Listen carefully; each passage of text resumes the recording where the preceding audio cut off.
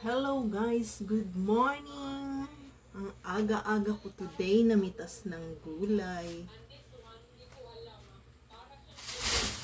Ito pa po guys. Marami rin na akong talong na namin napitas. Ba yan, namimilipit na ako. Yan, ang dami kong gulay.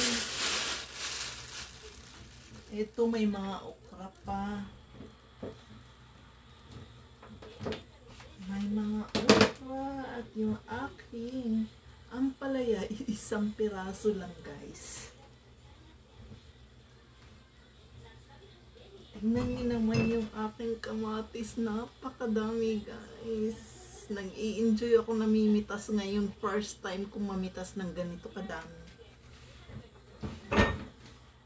Meron pa akong isang watermelon. Galing din to sa aming pananim. Ito naman yung kalabasa. Mas malaki pa yata sa ulo ko guys.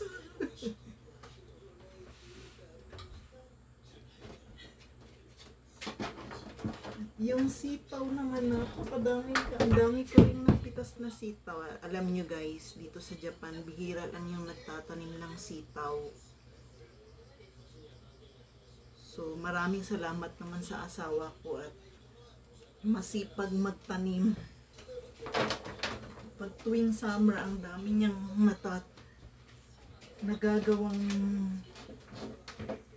magtanim ng gulay. Kaya, eto, complete rekado na naman ako guys. May pampakbit na naman ako.